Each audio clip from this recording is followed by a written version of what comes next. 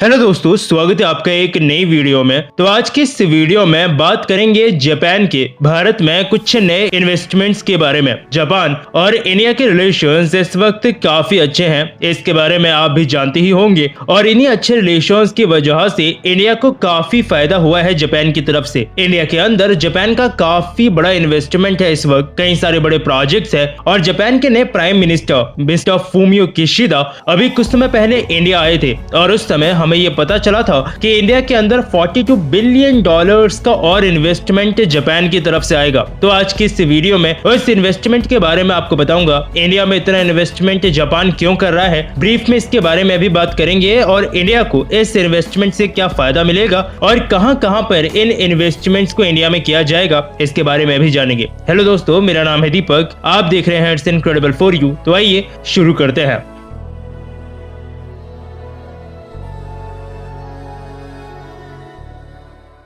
तो Fumio Kishida अभी कुछ समय पहले ही जापान के प्राइम मिनिस्टर बने थे और इंडिया वो पहली कंट्री थी जो इन्होंने विजिट की थी। आइडियली मुझे ये वीडियो 2-3 महीने पहले जब इस न्यूज के बारे में इंफॉर्मेशन आई थी तभी बना देनी चाहिए थी, लेकिन मैं इस वीडियो को लेट बना रहा हूँ ताकि इस चीज के बारे में अगर कुछ अपडेट्स आते तो वो भी मैं आपको बता सकता। तो हिस्ट्री से ही थोड़ा थोड़ा इंडिया के अंदर जापान का इन्वेस्टमेंट रहा है। जब हम लोग आजाद हुए थे उसके कुछ सालों बाद से ही जापान से इंडिया ने एड लेना शुरू कर दिया था ताकि हम इंडिया को डेवलप कर सकें। 90s के टाइम पे इंडिया के अंदर काफी बड़ा फाइनेंशियल क्राइसिस आया था। उस वक्त भी जापान ने ही इंडिया की मदद की थी। लगभग $300 मिलियन उस वक्त जापान ने दिए थे और हमें उससे काफी फायदा मिला था और ये चीज कंटिन्यू रही है आज तक। और अब जो last time investment promise Japan ने किया है, इससे ये चीज भी श्योर हो गई है कि ये इन्वेस्टमेंट जापान का इंडिया के लिए फ्यूचर में ऐसा ही रहेगा। $42 बिलियन,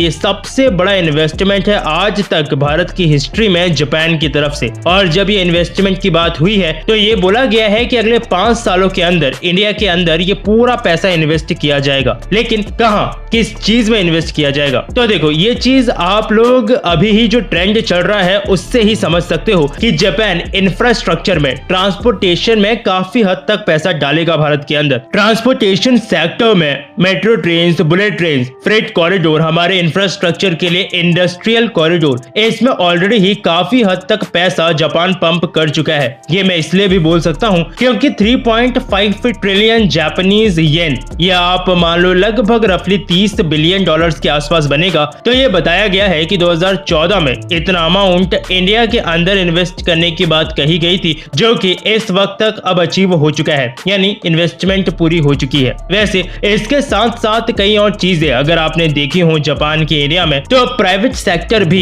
जापान का कहीं ना कहीं काफी हद तक इन्वेस्टमेंट इंडिया के अंदर करता रहता है। मैं वैसे ये अभी भी बोलूंगा कि इंडिया के अंदर आज भी इन्वेस्टमेंट करने के लिए ऐसा कोई बहुत अच्छा माहौल नहीं है। अच्छा माहौल नहीं है इन द सेंस कि हम लोग इंफ्रास्ट्रक्चर पे अभी भी काम कर रहे हैं, हमारी ट्रांसपोर्टेशन कॉस्ट और काफी बाकी चीजें अप टू मार्क नहीं है। लेकिन फिर भी प्राइवेट सेक्टर जापान का काफी हद तक इंडिया के अंदर इन्वेस्टमेंट करता आया है। ये जो नया इन्वेस्टमेंट आ रहा है इसमें हेल्थ और मेडिकल केयर, ट्रांसपोर्टेशन, पावर और energy, urban environment management, agriculture, rural development, connectivity, water supply और sewage, health care, horticulture, biodiversity conservation, clean energy partnership और साथ ही नॉर्थ ईस्टर्न रीजन, यानी जो हमारा भारत का नॉर्थ ईस्ट वाला जो रीजन है उसके सस्टेनेबल डेवलपमेंट इनिशिएटिव्स के लिए कई सारी चीजों को इंक्लूड किया गया है। तो क्या कोई अपडेट वगैरह हमें इस चीज से रिलेटेड अभी तक देखने को मिला है? तो एनडीटीवी की अभी मई की ही एक रिपोर्ट आपको दिखाता हूं जिसमें जापान का एक एनवॉय ने ये चीज बोली है कि ये इंडिया के अंदर जो इन्वेस्टमेंट आ रहा है ये डिपेंड करेगा इंडिया के अंदर इन्वेस्टमेंट एटमॉस्फेयर कैसा है इस चीज पे। अब ये चीज वैसे इस वीडियो के टॉपिक से काफी अलग हो जाएगी, लेकिन फिर भी मैं बोलना चाहता हूं कि इंडिया के अंदर भी कुछ ऐसे लोग हैं जो कभी भारत के अंदर कुछ अच्छा होता हुआ नहीं देख सकते। इन लोगों ने जन्म ही इसलिए लिया है है ताकि इंडिया को हर जगह जैसा हो सके नीचा दिखाया जा सके, लेकिन इससे इंडिया की एक अच्छी तस्वीर बाहर नहीं जाती। वो तो बिल्कुल नहीं जाती जो एज अ डेवलपिंग नेशन अपनी कंट्री को बेहतर बनाने के लिए हमें बाहर प्रोजेक्ट करनी चाहिए। ये एक रैंडम थॉट मेरे दिमाग में आया क्योंकि इन्वेस्टमेंट एटमॉस्फेयर की बात हो रही थी, इसलिए मैंने बोल दिया। आपको भी इससे रिलेटेड ऐसा कुछ लगता हो तो नीचे कमेंट सेक्शन में बताइएगा जरूर। खैर, उस चीज के आगे जापानीज डिप्लोमेट्स ने ये चीज भी बोली है कि इंडिया और जापान के रिलेशंस आज लगभग हर फील्ड में बेहतर ही हो रहे हैं, क्योंकि जब जापानीज डिप्लोमेट से ये चीज भी पूछी गई थी कि आप इन्वेस्टमेंट एटमॉस्फेयर से क्या कहना चाह रहे हैं, तो उनका कहना था जैसे स्टेबल एनर्जी का सप्लाई हो गया,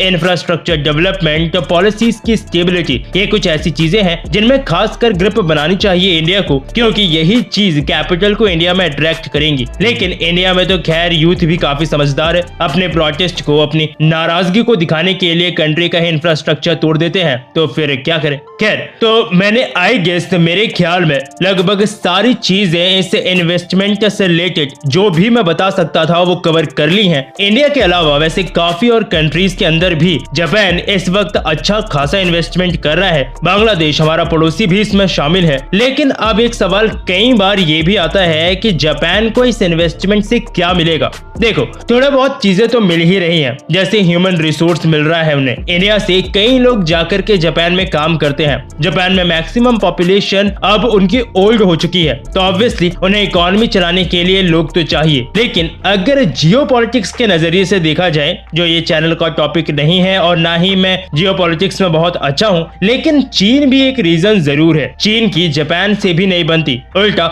जापान के फॉरेन रिलेशंस में आपको अमेरिका का बहुत ज्यादा इन्फ्लुएंस देखने को मिलेगा, जो चीज आपको इंडिया के फॉरेन रिलेशंस या फॉरेन डिसीजंस में देखने को नहीं मिलती है। इंडिया एज अ कंट्री हम लोग कई बार ऐसे डिसीजंस ले लेते हैं जो कि हमारी कंट्री को रिप्रेजेंट करते हैं, हमारी कंट्री के लिए बेहतर होते हैं, जिसमें हम दूसरी कोई स्पेसिफिक कंट्री के बारे में नहीं सोचते। जैसे अभी रूस पे सैंक्शंस लगने के बावजूद हमने रूस से ऑयल परचेज किया था। जापान में ये चीज आपको कभी नहीं मिलेगी। जापान रूस के रिलेशंस भी वैसे कहीं ना कहीं थोड़े ठीक नहीं रहते, इसलिए बाकी सबको छोड़ के इस कॉन्टिनेंट में ऐसा कौन सा कंट्री बचा जो कि फ्यूचर में जापान को बाकी सबके मुकाबले एक एक्स्ट्रा एज देगा? Obviously India. और हमारे भी रिलेशंस चाइना के साथ वैसे ही हैं जैसे कि जापान के हैं। तो एक और फायदा, खैर फायदा हो वो तो अच्छी बात है, लेकिन इंडिया को टू बी ऑनेस्ट बहुत फायदा हुआ है पास्ट से ही उन्हें डेवलपमेंट एड्स का, जो कि जापान ने इंडिया को हमारी डेवलपमेंट के लिए दिए थे। अभी वैसे भी जापान इंडिया में इन्वेस्टमेंट करने वाले देशों की टॉप लिस्ट में इंक्लूडेड है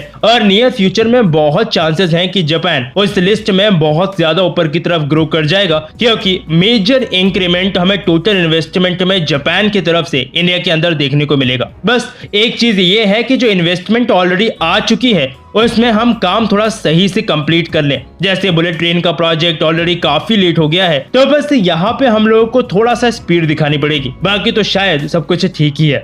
वीडियो पसंद आई हो तो लाइक और शेयर जरूर कीजिएगा। आपको जापान के इन्वेस्टमेंट से रिलेटेड कुछ भी बोलना हो, जो आप कहना चाहते हो, तो नीचे कमेंट सेक्शन खुला है, जरूर लिखिएगा। फिर मिलूंगा आपसे एक और नए इंटरेस्टिंग टॉपिक की एक नई वीडियो के साथ। तब तक के लिए अलविदा।